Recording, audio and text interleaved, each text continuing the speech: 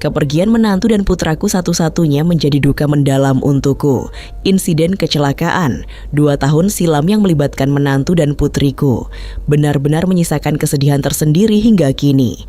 Begitupun dengan kedua anak mereka, Ipul dan Narto, yang akhirnya harus kubawa untuk tinggal denganku.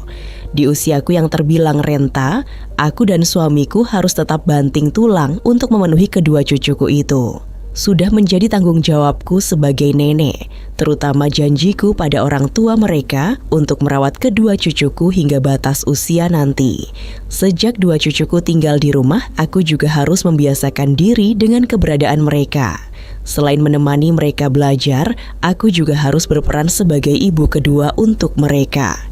Meskipun pada akhirnya aku gagal mendidik mereka, aku gagal menjadi nenek, sekaligus ibu kedua yang baik untuk mereka, dan itu karena kesalahanku juga.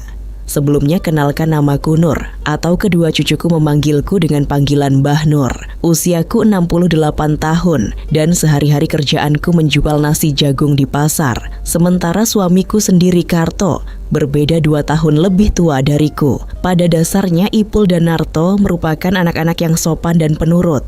Keduanya berusia 18 dan 16 tahun. Hanya saja, karena pergaulan lingkungan ditambah kurang pengawasanku, akhirnya mereka tumbuh menjadi anak yang kurang baik. Dan dari sana pula, kisah tak wajarku itu bermula. Aku ingat, saat itu hari tak terlalu siang. Pada saat itu 2 cucuku masih bersekolah di SME yang sama dan sudah berangkat sejak pagi hari. Sementara aku yang hendak ke pasar untuk menjual nasi, mendadak urung karena tiba-tiba di tengah perjalanan, motorku mogok di pinggir jalan. Pada saat itu juga, ku telepon montir langgananku, sekaligus mengantarkan aku kembali ke rumah. Aku terpaksa mengurungkan niatku berjualan hari itu, karena ternyata kata montir motorku baru akan selesai sore harinya dan harus turun mesin. Karena jenuh berada di rumah sendiri, aku pun istirahat di kamar, sampai tak terasa akhirnya aku terlelap juga di sana. Ya, pagi itu aku memang sedikit kelelahan, pasalnya semalam suamiku begitu habis-habisan menunaikan kewajibannya sebelum keluar kota. Pekerjaan suamiku yang sebagai pemborong bangunan memang selalu berpindah-pindah tempatnya. Tak ayal aku sering ditinggal bekerja, bahkan sampai 3 hari lamanya. Dan kebetulan pagi itu suamiku harus pergi lagi untuk 3 hari ke depan, sehingga semalam kami memanfaatkan waktu tersebut dengan habis-habisan. Aku dan suamiku meski sudah terbilang tua, tapi kami memang masih rutin menunaikan kewajiban bersama. Apalagi keinginanku yang selalu tinggi membuatku tak pernah jenuh menunaikan hal itu. Singkatnya, kira-kira jam 1 siang tidurku agak terganggu karena mendengar 2 cucuku pulang dari sekolahnya. Awalnya aku ingin memarahi mereka, tapi urung setelah mendengar percakapan keduanya di ruang tamu. Mereka tak menyadari jika hari itu aku libur tak ke pasar. Mas, ayo putar sinetron Scooby-Doo papapnya Ipul penasaran. Ya, sabar dulu toh Pul, kita makan dulu. Lagi pula Mbah Nur kan gak ada, jawab Narto pada adiknya. Kalau Mas mau makan, makan aja sana, biar aku yang nonton dulu, kata Ipul. Yowes, putar sekarang aja kalau gitu, kata Narto kemudian. Dari suaranya saja, aku tahu apa yang mereka putar, karena suara itu pula yang selalu kuucapkan setiap kali aku Scooby-Doo papap dengan suamiku. Aku putuskan membuka pintu kamar perlahan. Alangkah terkejut setelah melihat dengan jelas sinetron yang mereka tonton, terutama tingkah kedua cucuku. Nampak Ipul nonton sambil melatih jemarinya. Begitu pula dengan Narto, yang tak berkedip saking menghayati sinetron itu. Hei, nyimak apa kalian? Mendengar suaraku keduanya pun gelagapan. Dengan segera Narto mematikan komputer dan bersikap biasa. Sementara Ipul buru-buru merapikan kembali perahu dalam parkirannya, mereka menunduk ketakutan melihat raut emosi dariku. Meski kasihan melihat mereka, tapi aku tak bisa bersabar lagi. Mau jadi apa kalian ini? Kok sudah nyimak sinetron kayak gitu? Mau mbah adukan ke Mbah Karto? Hah? Keduanya tetap menunduk, tak berani memandang. Jangan tuh Mbah, Ipul janji gak nyimak lagi, kata Ipul sambil menangis. Entah kenapa tangisan Ipul membuat amarahku agak mereda, apalagi dia memang cucu yang paling dekat denganku. Iya Mbah, Narto juga Mbah, Narto janji enggak lagi-lagi. Yowes, sekarang Mbah maafkan, Tapi kalau sekali lagi kalian nyimak lagi, Mbah akan adukan sama Mbah Karto. Melihat mereka terus menunduk amarahku seketika sirna. Yang ada kini hanya iba melihat mereka ketakutan. Memang, kelemahanku tak bisa melihat cucuku sedih seperti itu. Iya Mbah, kami janji, jawab keduanya serentak. Sudah, sekarang mandi sana, terus makan dan kerjakan PR. Kataku tegas pada mereka. Mereka pun bangkit lalu ke kamarnya. Karena rumahku hanya ada 3 kamar. Mereka terpaksa tidur 1 kamar. Kamar depan adalah kamarku, yang tengah kamar cucuku. Sedangkan yang belakang kujadikan gudang. Ku ambil flash disk di komputer, lalu kuletakkan di laci meja riasku di kamar. Malamnya setelah makan, baik Naruto dan Ipul langsung kembali ke kamarnya. Padahal biasanya mereka selalu nonton TV dulu hingga larut malam. Tapi berbeda pada saat itu. Entahlah, mungkin karena masih teringat akan kejadian tadi siang. Akhirnya aku pun juga memutuskan ke kamar untuk istirahat. Tapi entah kenapa, hingga jam menunjukkan angka 10 malam aku belum bisa terlelap. Mendadak aku kepikiran suamiku. Terutama keinginanku tiba-tiba meninggi dan menuntut penyelesaian saat itu. Memikirkan hal itu, aku jadi teringat akan flash disk cucuku yang ku simpan di laci. Akhirnya, ku putuskan mengambil flash disk itu dan memutarnya di komputer yang berada di samping ruang tamu. Setelah ku pastikan cucuku tidur, aku nyalakan komputer lalu ku putar siaran demi siaran saat itu.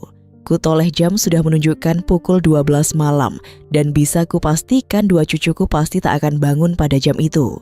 Jujur, saat itu adalah saat pertama kali ku saksikan sinetron yang begitu berkesan itu.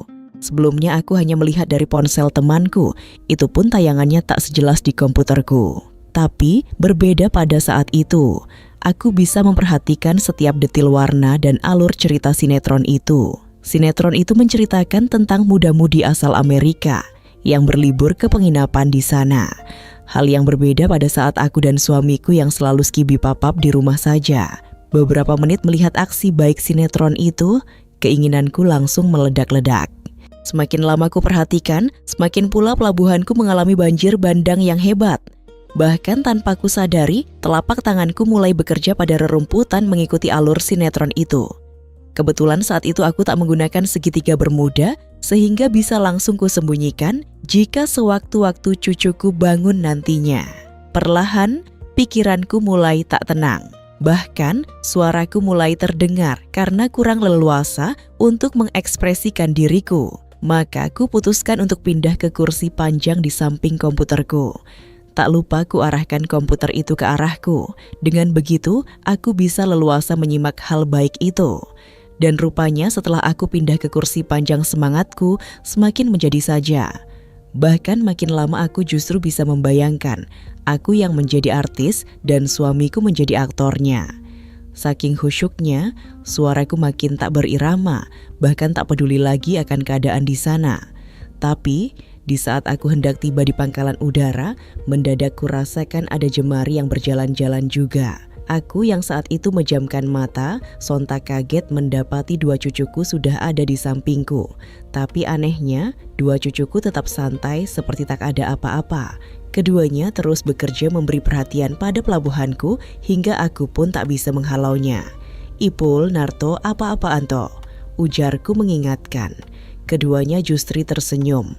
Kami cuma bantu kok Mbah, kata keduanya sambil tertawa. Tapi Mbah kan? Bukannya berhenti mendadak Ipul merubah haluannya. Ia segera menyiapkan perahu lalu melajukannya dengan segera.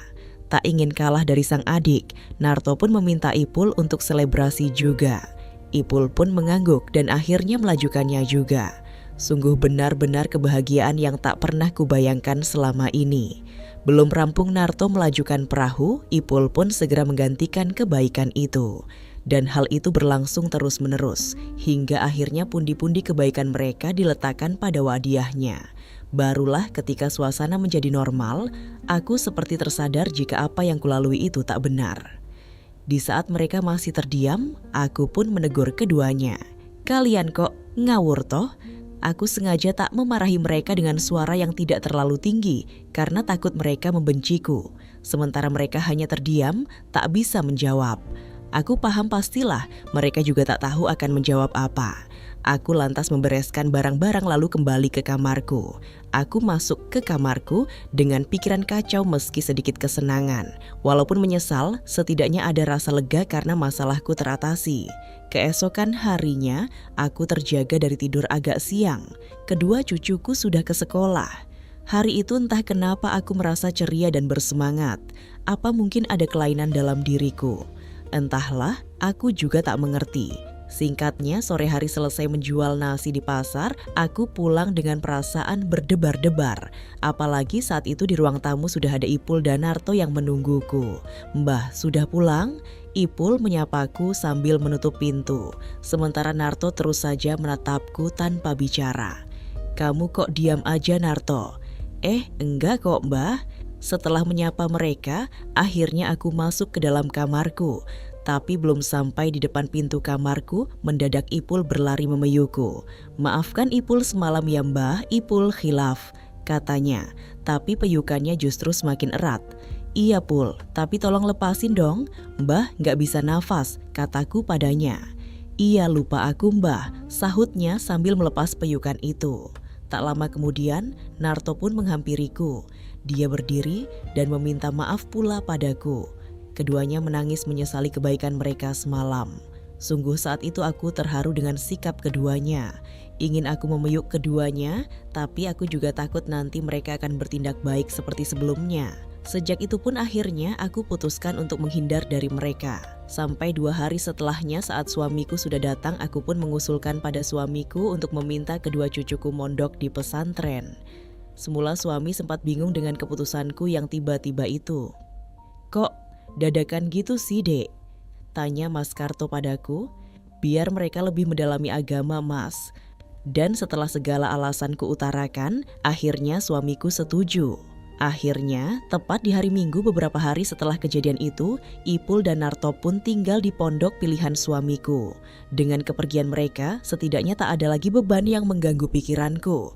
Meskipun setiap kali suamiku pergi, kesepian kembali melandaku.